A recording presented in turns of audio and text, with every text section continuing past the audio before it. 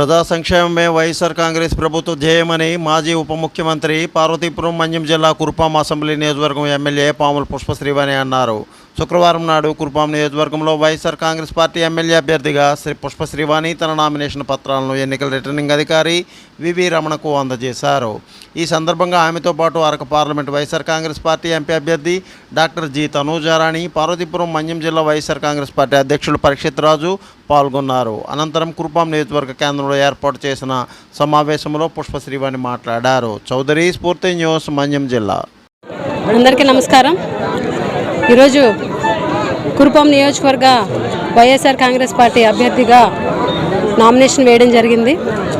MRO ఆఫీస్లో, Kurupam MRO ఆఫీస్లో nomination అయిన అనంతరం ఈరోజు కురుపాం హెడ్ క్వార్టర్ అంతా కూడా జన సంద్రోహంగా ఈరోజు మారిపోయింది. జన సంద్రంగా మారిపోయిందని చెప్పి ఈ సందర్భంగా తెలియజేస్తున్నాం.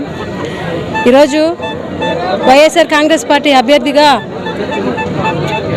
ఏ గ్రామాలకి ఓటు అభ్యర్థించడానికి వెళ్ళినటువంటి సందర్భంలో ఎక్కడికి వెళ్ళినా కూడా ప్రజానీకం, మహిళలు పెద్ద ఎత్తున సాదరంగా ఆహ్వానం పలికి మాకు మనస్ఫూర్తిగా ఆశీర్వదించేటువంటి పరిస్థితి గ్రామాల్లో కనిపిస్తుంది.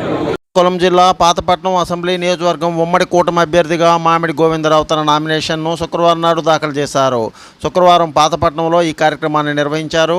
శ్రీకాకుళం పార్లమెంటు సభ్యుడు కింజరాపు రామ్మోహన్ నాయుడు, పాతపట్నం జనసేన పార్టీ నియోజకవర్గ ఇన్ఛార్జ్ గేదెల చైతన్య, వేలాది మంది కార్యకర్తలు, నాయకులు, అభిమానుల మధ్య నామినేషన్ కార్యక్రమాన్ని నిర్వహించారు. సదాశివ నగేష్, స్ఫూర్తి న్యూస్, హిరమండలం. ఎన్నెన్ని హామీలు ఇచ్చారు. హిరమండలంలో ఉన్నటువంటి నిర్వాసితులకు కావచ్చు, పాతపట్నం ప్రజలకి కావచ్చు, మిలియాపుట్టి గిరిజనులకు కావచ్చు, కొత్తూరు ప్రజలకు కావచ్చు, ఎల్లనపేట మండలంలో కావచ్చు, హామీలు ఇవ్వడంలో మాత్రం చిట్టా ఇప్పితే అసలు తరగనటువంటి చిట్టా, పనులు చేసినటువంటి చిట్టా ఇప్పితే ఒక్క పేజీ కూడా ఈ రోజు నింపలేని పరిస్థితి ఉంది.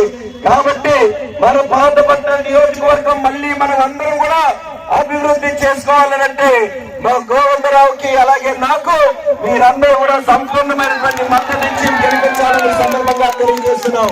ఎన్నో ఆశలు ఉన్నాయి పాతపట్నం వైపు. మీరందరూ కూడా గుర్తుపెట్టుకోవాలి. మళ్ళీ మన ప్రభుత్వం వచ్చిన తర్వాత మేము మీ అందరికీ కూడా ఒక సైనికు. Please like, share, subscribe our channel.